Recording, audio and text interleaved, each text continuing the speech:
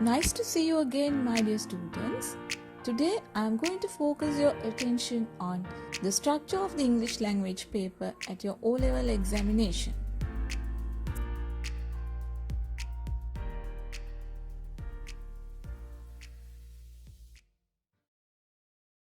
As you can see on the screen, the paper is divided into two parts as Part 1 and Part 2. Part 1 is given 1 hour to answer and Part 2 is given 2 hours to answer. And altogether, you have to answer the paper in 3 hours. Part 1 contains 8 tests starting from test 1 to test 8 and Part 2 contains 8 tests starting from test 9 to test 16. And altogether, you have to answer 16 tests to complete the paper. The test numbers of the paper are structured to increase the difficulty level of the test items so that the initial test items are easier than the rest. So that, my dear children, we should try our best to acquire the full marks of them in order to get the highest marks at the end.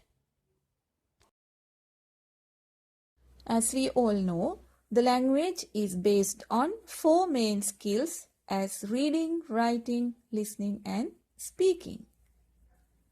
Our knowledge on reading and writing along with grammar and vocabulary are tested in this exam.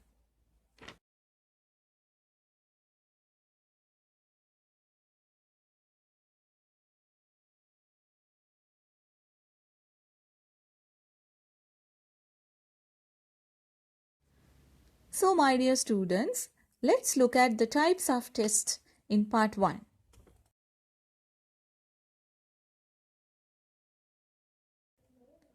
As you can see, there are matching, fill in the blanks, reordering, selecting, jumble sentences, description of pictures, reading a passage or text, writing a paragraph, a note, a message, an invitation, and a poster can be seen here.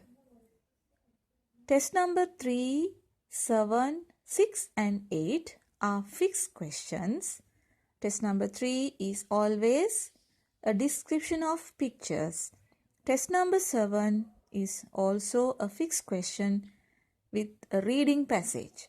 Test number 6 and 8 are writing questions. Let's look at the types of questions in Part 2.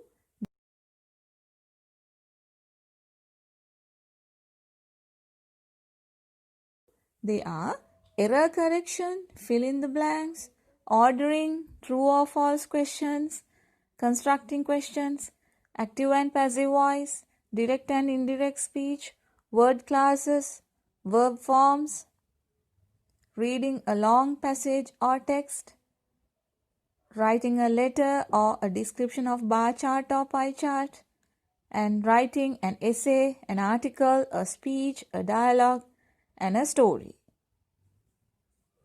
There again, test number 14, 15 and 16 are fixed questions.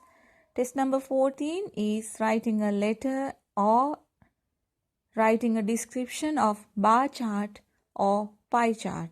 And test number 15 is reading a long passage. And the last one, test number 16, is a writing question again. Now let's look at the distribution of marks.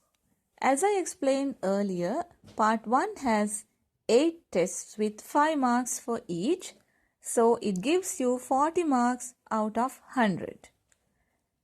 And Part 2 gives you 60 marks out of 100 with 5, 7, 8, 10 and 15 marks. So, my dear children, I invite you very lovingly to try hard to score full marks of the first part of the paper without slipping them from your grip and gradually to get your score of the full paper. Good luck!